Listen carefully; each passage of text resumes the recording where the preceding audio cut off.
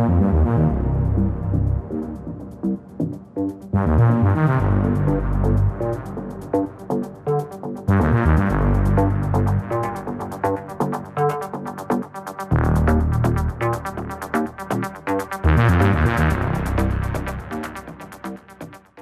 ir buvo būtent šiame Titane, ar ne, Undinėje paskutinė Remigijaus treniruotė, ar ne? Taip, tai buvo 2016 metai, gruodžio 21 diena. Puikiai prisimenu tą paskutinę treniruotę. Remigijus atvažiavo, kaip dabar esu pavėlavęs. Taip 15 minučių gal pavėlavęs, gal 20, kaip dabar atsimenu. Ir jeigu neklystu, buvo sparingai tą dieną, trečiadienis buvo. Ta kartą būtent aš su juo į porą nestojau, kaip visada stodavau, tą kartą būtent nestojau. Paskutinė treniruotė buvo keistoka, pirmiausia, kad jis atėjo vienas, be vaikų. Ta paskutinę visą savaitę ar 2 savaitės jis pastoviai vaikščiodavo su 2 vaikais. Atsivesdavo juos, darydavo kartu, kaip minėjau, sportuodavo. Šalia būdavo, jis buvo pradėjęs jau jos kažką netgi pats pamokyt, pasilikdavo po treniruočių. Važiavau tiesiog į savo seną sporto klubą Titanas, ten, kur visą karjerą praleidau. Nebuvo kažkokių išskirtinių asmenų, kuriuos ten norėčiau sutikti, draugų, bet tiesiog buvo smagu trenerių pamatyti, seną sporto salę savo aplankyti. Ir iš tikrųjų, nuvažiavau tiesiog po darbų pasportuoti, labai smagiai susitiko ir iš tikrųjų ten buvo ir Remigijus Markevičius. Važiavom į salę ir ten tikrai toks smagus sparingas, ten atsikapojom, kaip paskutiniai treniruotė, žinai, prieš šventės visi su gera nuotaika. Mes su Mindaugu Narausku atlikinėjom tokį paruošiamąjį tokį reikėjo, ten buvo metų sportininkų apdovanojimai Vilniui, tuo metu Siemens arenai. Ir mes ten tokį atlikom, ten tokį, parodomąjį reikėjo padaryti. Ir ant pačio galo man reikėjo kažkaip užbėgti Mindaugui ant kelio, užlipti ir šalkūnės tipo pataikyti Mindaugui. Ir aš bėgu, ne tą koją uždėjau ir virtau ir Remigą, kaip dabar atsimenu, tiek juoktis pradėjo, ten, žinai, jisai ten klykė, netgi nebegali už pilvo susijėmęs. Tai turbūt buvo toks paskutinis tas ir juokas, tas toksai, žinai, ten, juokėsi. Su Remiga stovėjau paskutintą raundą sparingų. Sparingavom, atstovėm, visi laimingai, prieš šventinis laikotarpis buvo, prieš Kalėdas, man atrodo, prieš pat. Po to kažkaip visi susėdam ant tatamį, nieks niekur neskuba, žino paskutinį treniruotę, jau vis tiek jau šventės, tokia gera nuotaika. Kažkaip Remigijus ten įsikalbėjom. Tuo momentu aš kaip tik planavau jau kelionę, sakau, po švenčių, atšvenčių šventės ir važiuoju į Tailandą, jau buvau viską suplanavęs, buvau bilietus nusipirkęs, nes aš tada, kaip sakiau, kad važinėdavau tuo momentu. Ir Remigijus sako, būtų smagu gal atvažiuoti, pas tavę, sako, pasportuoti, pailsėti, sako, gal pabėgti nuo visko, žinai, gal šeimą pasimti atvažiuoti. Kas įstrigo ir liko, pasidarė keista, kad po treniruotės, pas mus yra toks ritualas, per treniruotę visi išsirikiuoja, ten pasisveikini, kartais pasakai maždaug kokias užduotis darysim, ir pradedi, kaip visada, ten savo visą programą. Viskas vyko taip, kaip ir visada, tik tiek man pasirodė ir keista, ir gerai, kad nėra vaikų, nereiks nukreipti dėmesio kitur, viskas sportavom, judėjom, darėm ir baigėsi treniruotė, vėl pas mus visi išsirikiuoja ir tada ten pasakai ačiū, kad visi ten atėjot, gerai sportavot, kažkokią informaciją, gal ten varžybos kokios ar tie. Ir po viso šito jisai sako, o galiu, sako, aš porą žodžių. Taip visi nutilo, kažkas, aišku, šypsenos iš karto, Remiga čia pasakyti. Tai jis taip sako, noriu padėkoti savo treneriui, kažkaip, kad tiek metų čia su manim dirbo, noriu padėkoti visiems, kas sportavo, tokia, kažkokia tai. Ir susigraudino. Tas... Toks netikėtas. Jo, žiauriai. Ir man, kažkaip vis tiek per tiek metų daraisi toks, jau į senatvę jautrus, taip kažkaip suvirpino tas širdies stygas. Ai, sakau, Remiga, ką tu čia dabar, bet buvo malonu. Kad vos ne, bet pirmą kartą per visą gyvenimą jis prie visų, padėkojo. Keista, man atrodo, kad jis galbūt net nujautė kažką. Jis tą dieną buvo toks kitoks kažkoks. Taip jautėsi iš jo. Iš kalbų, iš gestų labai bet buvo labai ramus, draugiškas. Man atrodo, jisai netgi ir pasiūlė tą nuotrauką pasidaryti po sparingų. Toks kaip atsisveikinimo treniruotė.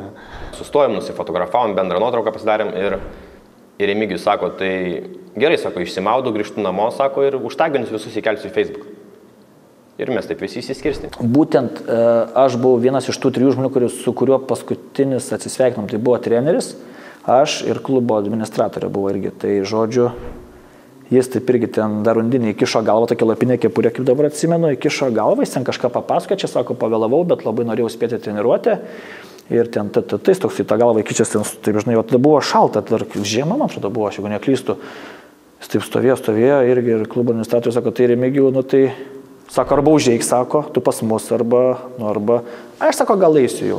Ir jisai taip ir išėjo. Vienas iš faktų jo, kad su mano telefonu buvo padaryta pati vos nuotrauka, kol jis dar buvo gyvas.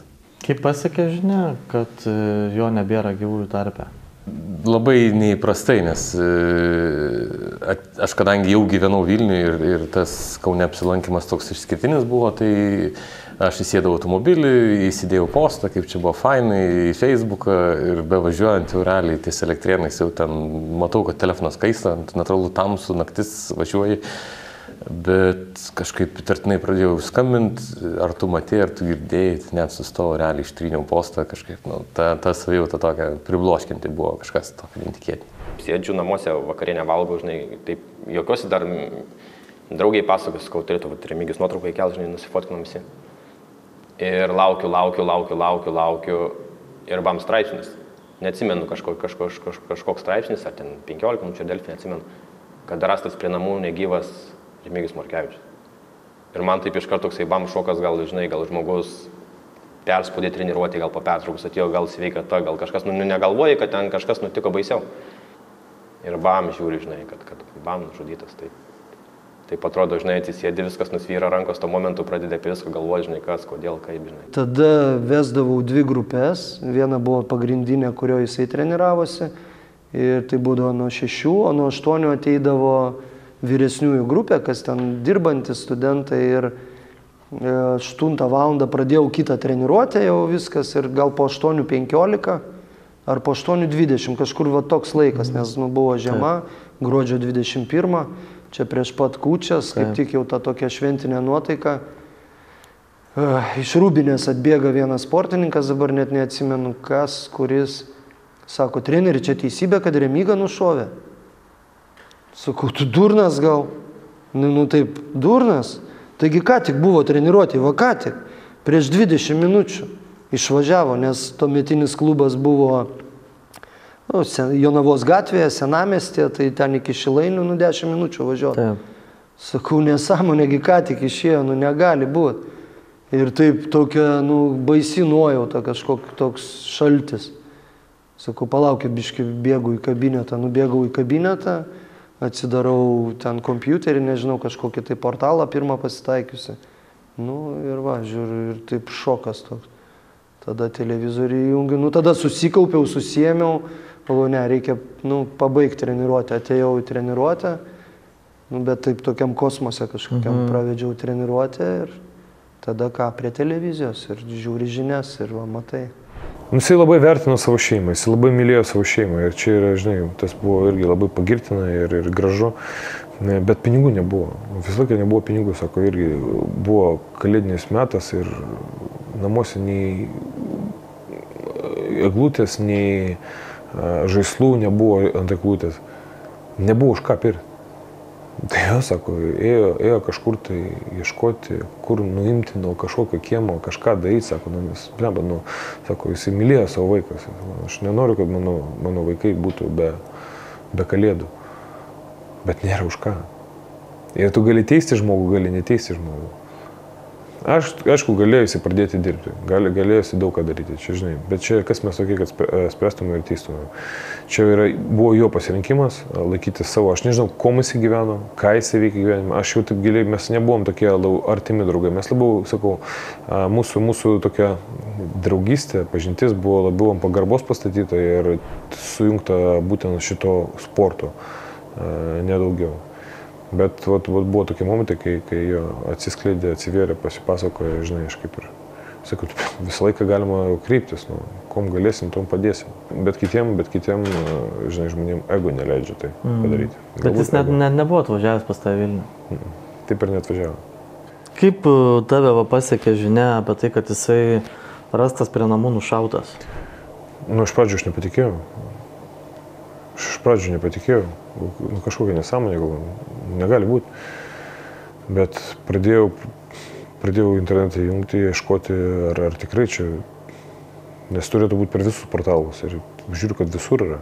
Ble, gal nebalandžio iki pirmą, kas čia per nesąmonė, kas čia. Aš buvau be žodžių. Aš buvau tiesiog be žodžių. Buvo skaudu, buvo bidna ir aš labai tikėjausi, kad visgi jisai pribręs prie to, kad jisai susiims, kad jisai atvažiuos ir kad turėsime pagaliau galimybę su juo kartu padirbėti ir kad aš jau galėsiu jam kažkiek tai duoti. Ir to įkvėpimo, ir tų žinių, ir kad galėsiu jam padėti į teisingą kelią atsistoti. Nespėjau. Po tos stuburo operacijos atsirado, sakykime, buvo ilgos tarpas, kažkoks jo nedalyvavimo ir tos reabilitacijos pasikeitė, gal, sakykime, pasigalvoja kažkokie tai prioritetai, ne, ar kažkokie tai kiti dalykai, sakykime, pasikeitė. Mes su juo į tą kovą, aiškim, ten, jisai pats, aišku, norėjo sugrįžti, sugrąžinomės į tą kovą, jis ten sukovojo tą kovą ir paskiau toksai gavosi jo tokie visi tiek žygdarbiai ten kažką primušė, čia nuskambėjo. Skandalai. Jo, paskiau tame tarpe tai merginai tą, o mes be abejo tada kaip federacija turim, kaip kiekviena gerbintis federacija turi savo etikos kodeksą, susirinkom svarstyti, ten nusvarstėm jo tenai diskvalifikacijos ten laikotarpį, tuo metu atsimenu, dėl to, kad jis turi drausminė būti priemonės, turi būti taisyklės visiems vienodos. Gal tas pyktis dėl to, sakykime, diskvalifikacijos, sakykime, gal biškiai, gal kas, biškiai nusitolino, paskui po to vėl mes sustikom, vėl jisai sudalyvavo pas mus spaudos konferencijoje, jisai sukovojo kovoje vienoje, laimėjo tą kovą, aišku, tokia nesužibėjo tą kovą, sakykime, bet jisai dar sudalyvavo toj kovai. Ir po to praėjo kažkoks laiko tarpas ir jisai dingo paprasčiausiai. Paprasčiausiai dingo, paskiau vėl aš sustikome su juo, perkalbėjom, sako, vat, norėčiau sugrįžti, norėčiau sugrįžti, davai pradedam, kadangi ilgas tarpas buvo, pradedam Vilniui, sukovosi Vilniui, vat, vėl pajausi tą adrenaliną ir toliau vėl dėliosim planus Japonijoje. Persikalbėjau su japonų partneriais, su federacija tarptautinė ir ten K1 ir radom vėl ten taškų prisilietimo, kuris galėtų ir kaip jisai galėtų startuoti. Ir tas toks įdomus momentas, kad jisai dalyvaudavo, jisai sverdavo šiam 7 kg, o visi varžovai jau buvo 70 kg, daug didesni ir jisai sugebėdavo su jais susitvarkyti. Tai faktiškai irgi toks įdomus punktas. Ir ir viskas. Ir jisai pradėjo ruoštis tom varžybom, kuriom mes jau įkalbėjom. Ir sėdžiu Vilniuje, kartu tarp kitko tada Europos viešbuty buvau. Sėdėjau kartu su kitų sportininkų ir kalbėjom apie sportinius dalykus ir skambutis. Pakeliu skambutį, pakeliam telefoną, sako, o girdėjot, Morkevičius nušovė. Man atrodo, žurnalistai man paskambino pirmi.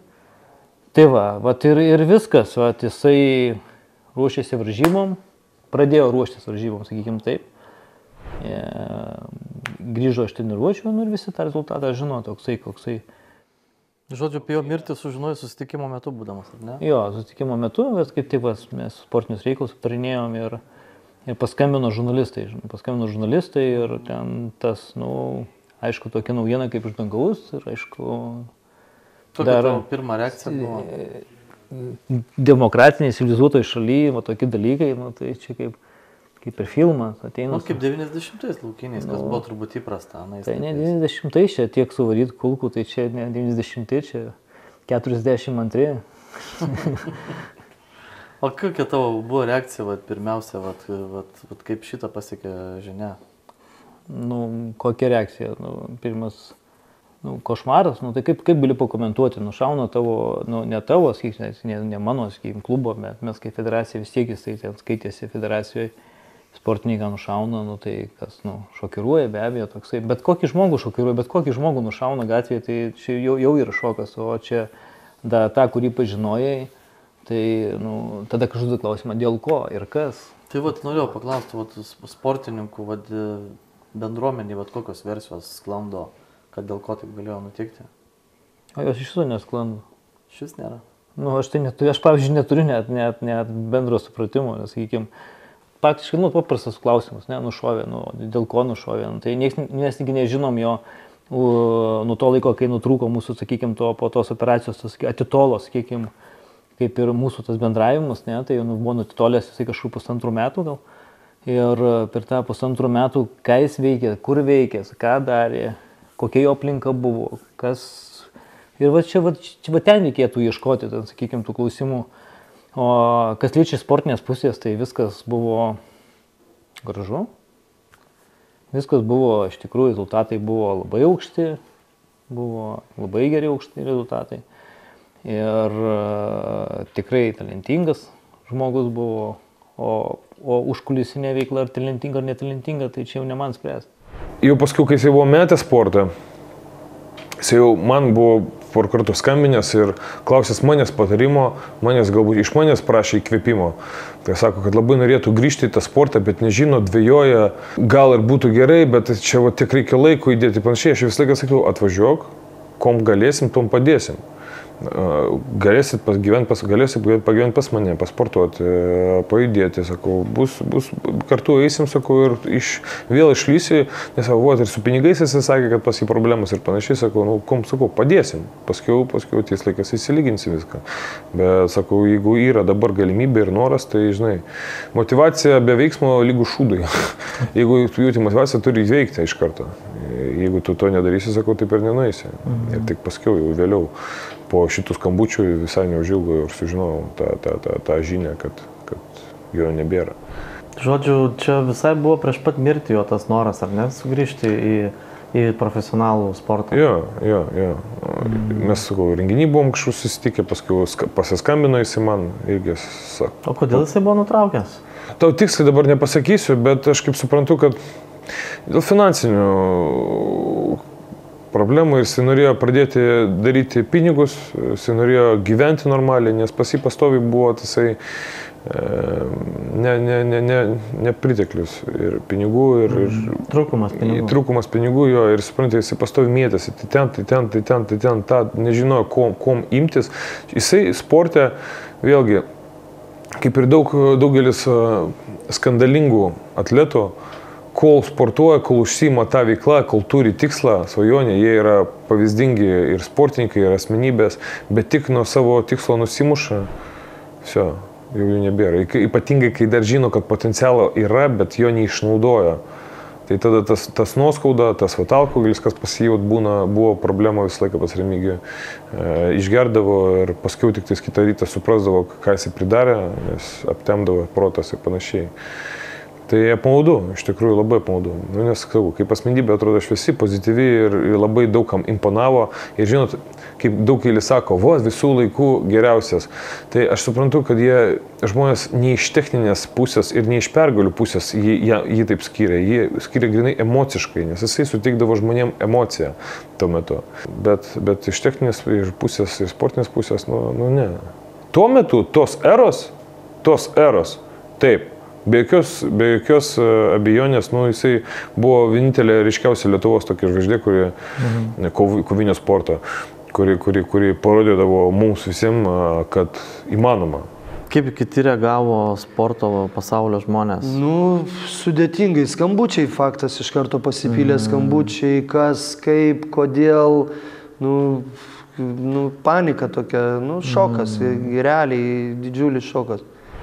Ir kažkaip visą laiką sukosi tik dvi mintis, kad prieš kūčias, kas čia per nesąmonę ir tokį žmogų, kur ten 3 vaikai ir kaip čia, kas čia ir realiai, vis tiek, visi esam žmonės ir visą laiką galvoju, kas galėjo, kodėl galėjo, kaip, kas čia buvo, niekaip negalėjo atrasti, pinigų neturėjo, kažkokių niekur liktai neįsivėlėsi, kažkokius tai skandalingas istorijas, paskutiniu metu toks namai salė ir buvo sportininkai skausmingai reagavo daug, kas tie, kas su jo kartu treniravosi ir per jo laidotuvės tą pagerbimą jo irgi visi tokiais mediniais, akmeniniais veidais.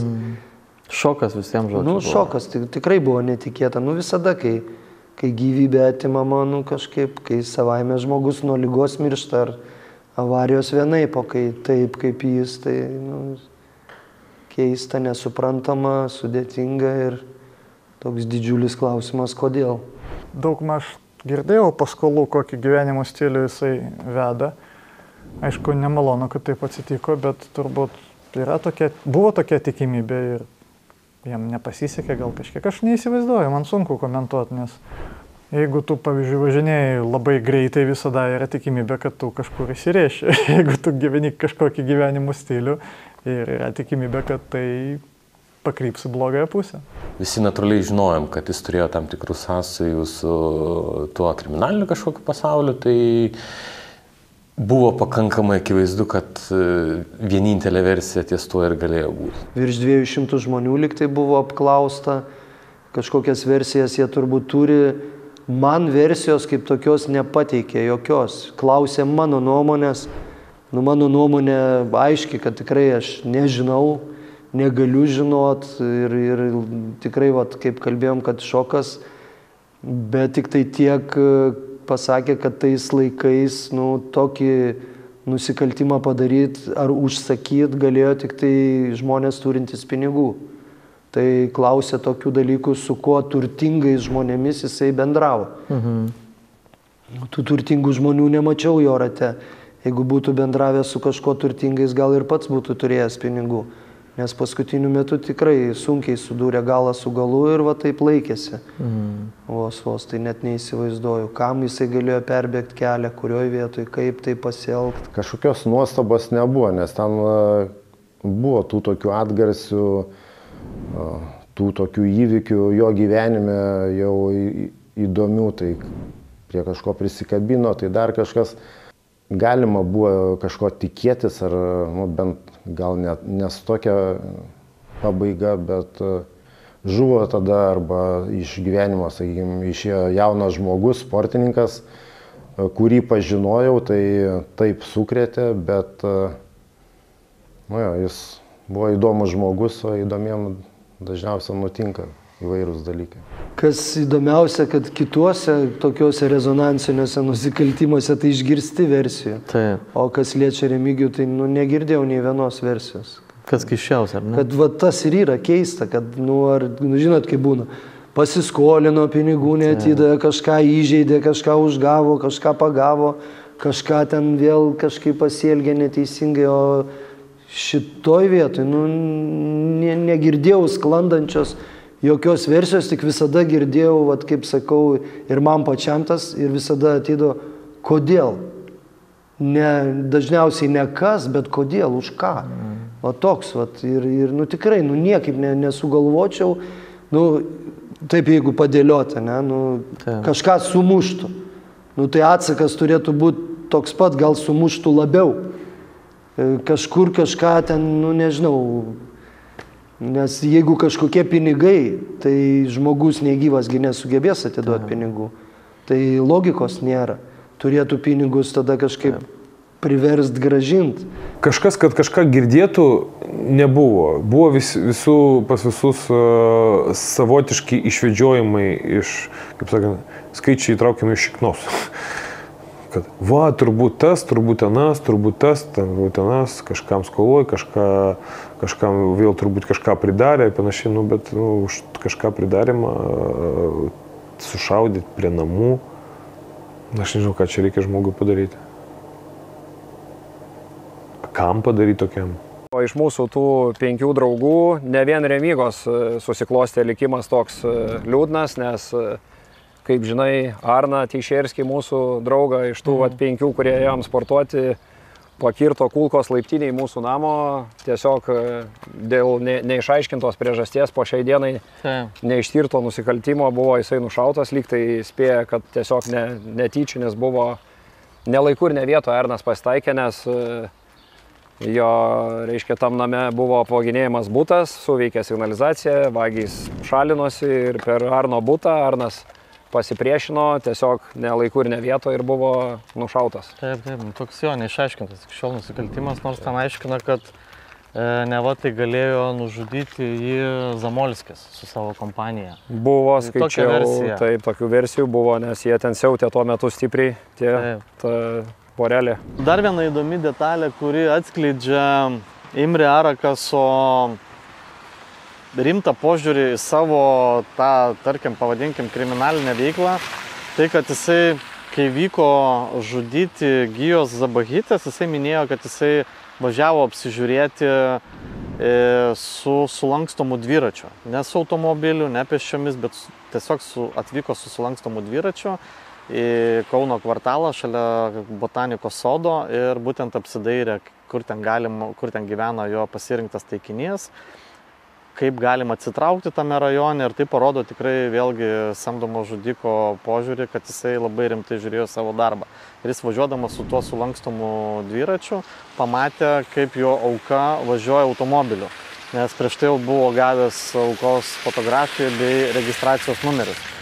Tai tokie dalykai tikrai, kaip sakoma, matomi tik tai yra filmuose ir sunku patikėti, kad realybėje taip būna, nutinka, bet visgi, kaip matome, iš paties žudiko pasakojimų tai buvo realybė ir tai buvo visai neseniai, dar prieš 8 metus Kaune.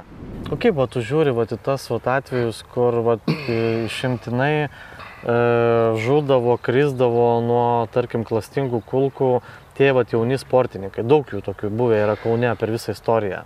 Ir faktiškai neišaiškintų žmogžudystės. Nemažai tikrai ir aš, pavyzdžiui, iš savo aplinkos žinau žmonių, jeigu kalbant apie tos sportininkus, jeigu prakalbam, kad, sakykime, tamsioji barikados pusė nusikalstam pasaulyje yra tikrai labai nemažai tų sportininkų, gabių sportininkų, kurie galėjo tikrai tapti tokiais perspektyviais, galbūt netgi treneriais ar ne, klubus atsidaryti, pasirinko.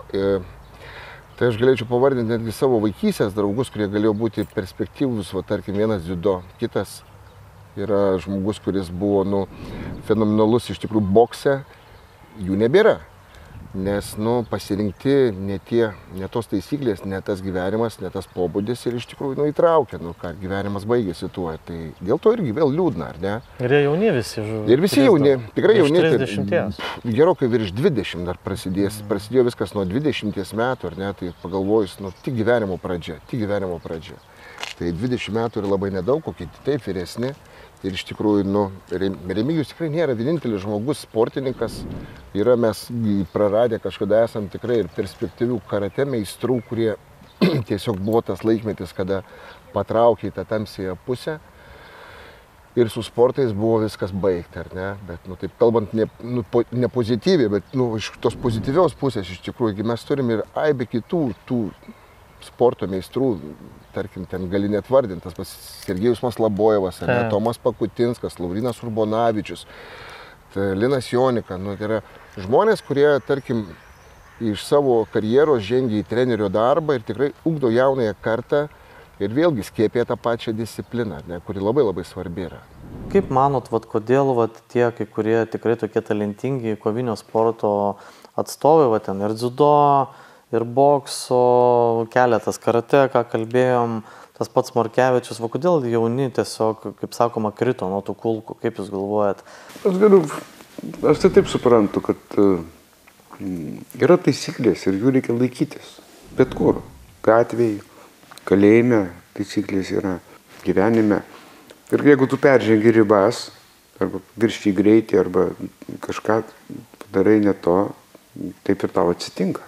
Arba jei peržengia ribas, įeidamas į kitų žmonių interesų ratą. Ten kažkas sugrioviai, kažkas... Dažniausiai tai būna ambicijų, aišku, karas, kad čia buvo prieš kelis metus ten čečėnas atvažiavęs, kažką pažiūrėjo į ten kažkas, tai jisai ten su peiliu puolė, ten, ambicijos, aišku, nesusivaldymas. Bet būna dažnai ekonominis pagrindas. Kažkas kažką išdūrė. Kažkas kažką nuviliojo, ar damą, ar dar kažką.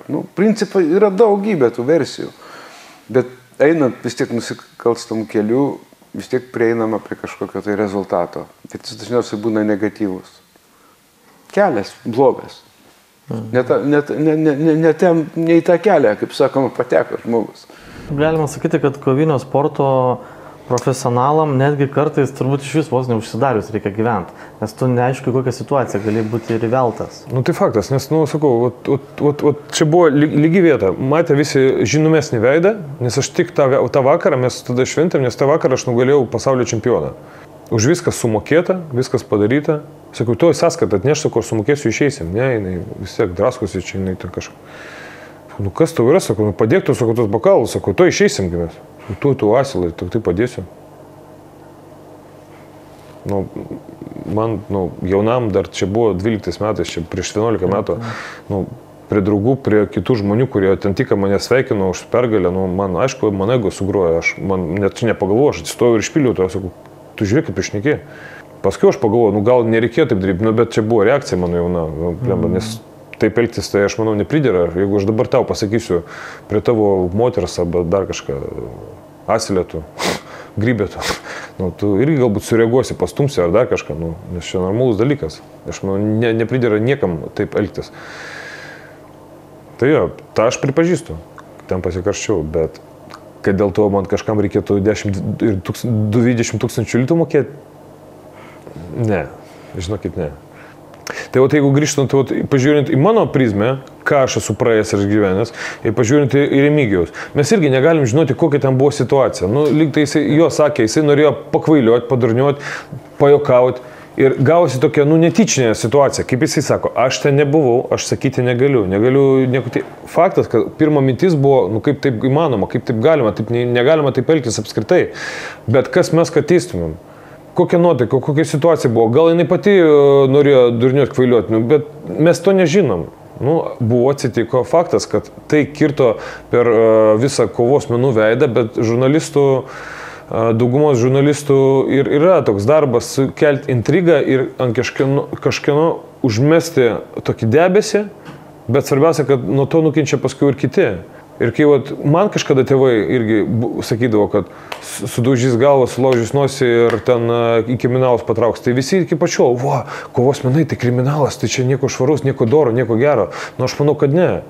Mane kovos menai ištraukė apskritai iš gatvę ir mane pakeitė ir sukūrė mano asmenybę. Ir aš apie tai dažnai šneku.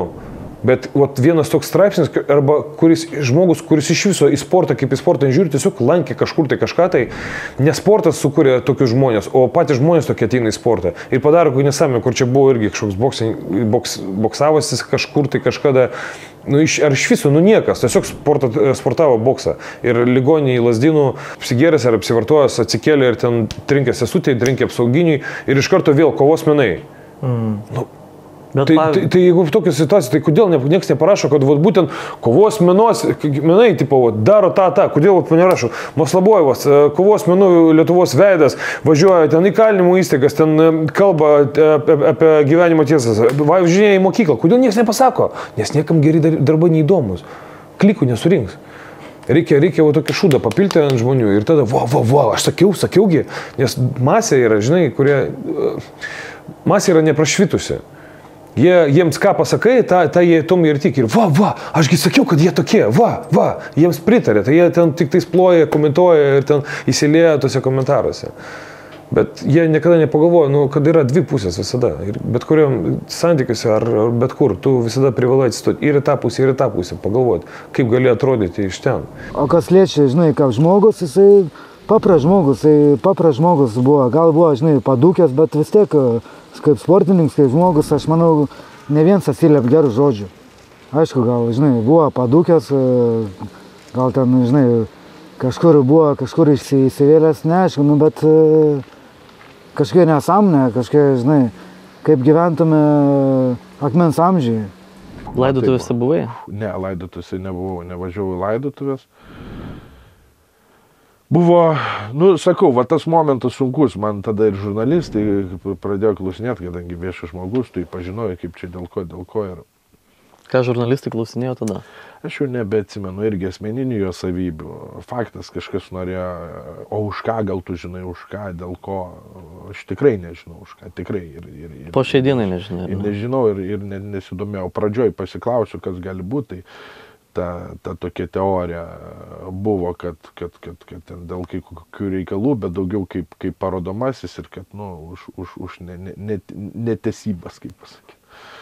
netesybas. Bet čia toksai, buvo folkloras, čia kiekvienas per savo sugedusi telefoną šneka, tai kadangi aš neturėjau kažkokių reikalų su juo ten verslo, kaip sakant, ar kažkokių tai sąsajų, tai aš to nežinau. Yra istorijų daug visokių, bet nekeičia to fakto, kad tai yra liūdna, kad tai yra, sakau, liūdniausia dėl šeimos ir liūdniausia žinant tai, koks jisai buvo iš tikrųjų viduj vaikas. Aš tik tai palinkėčiau, kad žiūri šitą intervą, mylėkit savo vaikus, stenkitės jiems duoti viską, stengtis dėl jų, kad jiem neliktų kažkokių tai mikrotraumų vėliau ateity gyvenime, nes tos kartais mikrotraumas ir nuveda į naivumą, į pasitikėjimą kitais žmonėm, tais, kurių nereikia pasitikėti. Jeigu jo atveju buvo dalis pasitikėjimas treneriu, Marių Misiūnų, kuris irgi nuo Remigijaus Morkevičius, man yra didelis autoritetas nuo tų laikų ir su pagarbai visą Titano klubą žiūriu ir į Marių. Tai kada tu pasitiki naiviai treneriu, kuris tau veda į gerą tikslą, tai yra labai gerai. Bet kada būna, jog tu pradedi pasitikėti žmonėm, kurie siekia savo naudos ir prisidengdami, kad tau tai yra didelė nauda ir kad tu uždirbsi ir gyvensi gerai ir taip toliau. Ir nueisim į pirtį ir ten, ir bus labai viskas smagu ir vėliau toks liūdumas būna. Tai o manau, čia yra nuo vaikiško naivumo, kuris kažkur glūdi mažam Remigijui dar vaikystėje. Pats Imre Arakasas kalba labai nerišliai, angliškai, ta kalba vėlgi tokia yra įdomi su estišku akcentu ir jisai tikino ir aiškino, kad 2018 metais jam buvo insultas, jam buvo paralyžiuotas veidas, kūnas, kalba ir netgi protas ir kai kurios dalykus jisai prisimena kaip per rūką. Taigi kai kurių detalių paaiškinimus negalėjo suteikti, papasakoti teisme, bet prieš tai viską yra labai nuodugniai papasakojęs ir paskelbęs tyrėjams. Tai aišku, tai yra didžiulis šiaip Lietuvos kriminalinės policijos biuro ir Lietuvos prokurorų, kaip sakyčiau, laimėjimas, kadangi netokios bylos būna kartą per keliasdešimt metų Lietuvos kriminalinėje istorijoje ir tokio masto bylų, sutikite, tikrai nėra daug. Yra daugybė užsakytų nužudimų, kurie iki šiol yra nežinomi, neatskleisti, nežinomi jų žudikai, nežinomi užsakovai, nežinomos kitos aplinkybės. O štai Remigijaus Morkevičiaus nužudimo byla, kuri atrodo turėjo išlikti tamsi ir niekada neatskleista, šiandien jinai išaiškėjo galutinai ir išaiškėjo visiškai su visomis smulkiomis žudiko pateiktomis detalėmis, kas yra įdomu ir kas yra svarbu šitoje byloje. Na ir mano prognozės, kad Imre Arakasas už geranorišką bendradarbiavimą su pareigūnais, už parodymus teisme, visgi jisai sulauks tokios humaniškos bausmės, kas galėtų grėsti galbūt bausmę iki gyvos galvos, jeigu jis nesutiktų bendradarbiauti su pareigūnais, bet aš manau, šiuo atveju jam bus atseikėta bausmė, galbūt 10-15 metų. Tai tokie būtų mano pastebėjimai. Marius Misiūnas net susigraudino, kai buvo atsisveikinimo ceremonija, pasakė, mačiau Remygos pirmą ir paskutinę treniruotę, žinai, taip simboliška buvo. Tai net susigraudini, žinai, kai taip išgirsti, nes net Marius pats susigraudino.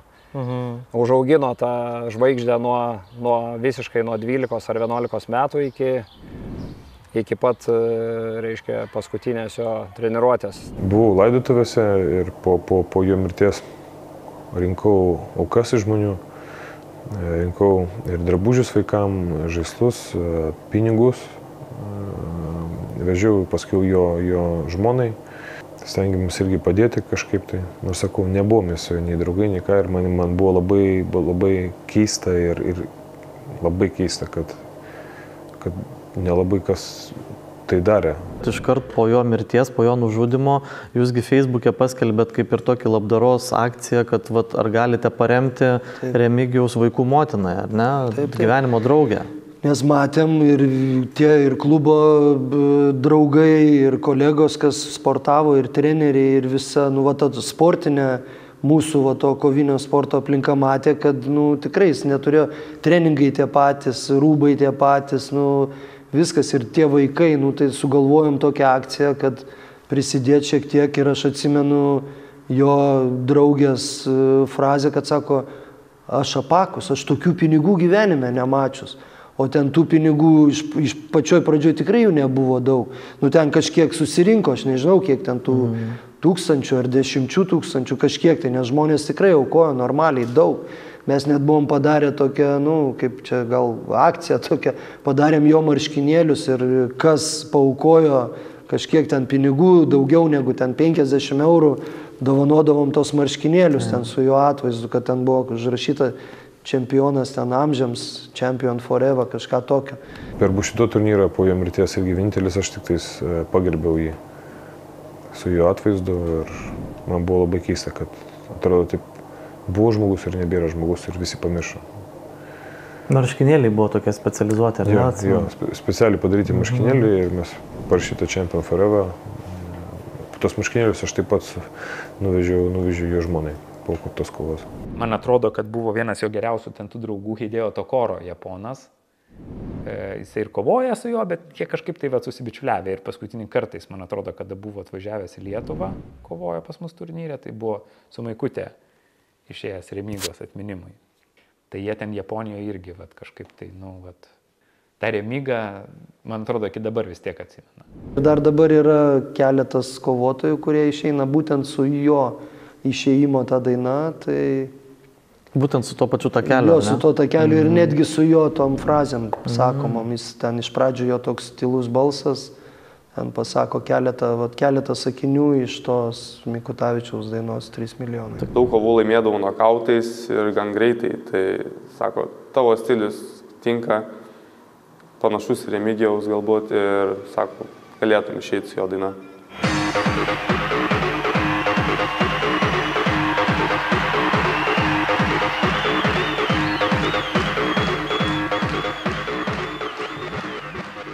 Teko išeiti su jo gabalu. Buvo wow.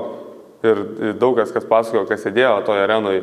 Ir aišku, tas įvykis visus buvo sukrėtęs ir viską. Ir aš išėjau su jo gabalu. Tai netgi draugai ir visi žiūrovai sako, stipru buvo, ėjo šiurpuliukai per kūną, nes kaip kovotojas su savo vardu ir tas gabalas toksai stiprus. Tai labai buvo tekę didelė garbė išeiti su jo daina. Idėja buvo suorganizuoti jo vardo ten ar taurę kažkokią ar atminimo turnyrą, bet ta idėja taip ir liko. Neįvykdyta, galbūt ateityje dar ir pavyks, kažkokia tokia mintis buvo. Nes vaikai jo augo, gal vaikus pakviest, gal jo draugę pakviesti tą turnyrą, kad įteiktų kažkokią taurę.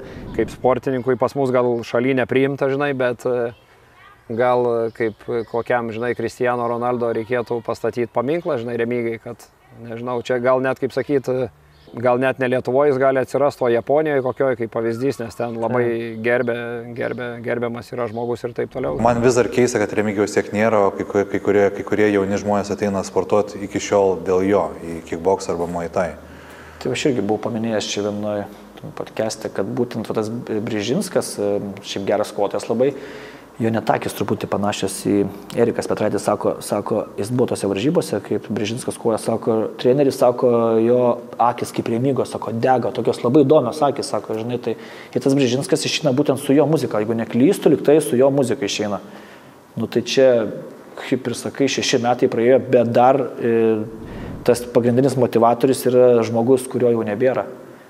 Tai tikrai, nežinau, čia net nėra žodžio kaip apibūdinti, taip, žinai, jau būna žmogaus nėra, tai ką ten nėra, tai nėra, yra dabar kiti liktai, bet būtent išeina ne su dabartiniais herojais liktai kažkokie, bet būtent su tuo žmogum, kurių nėra ilgoką laiką jau, tai tikrai tas tuo pačiu ir žavi, iš tikrųjų labai smagu dėl to. Turėjom tokį projektą, kad pristatėme Muay Thai vaikų darželiuose. Čia buvo gal prieš kokius 5 metus, jau Remigijaus nebuvo.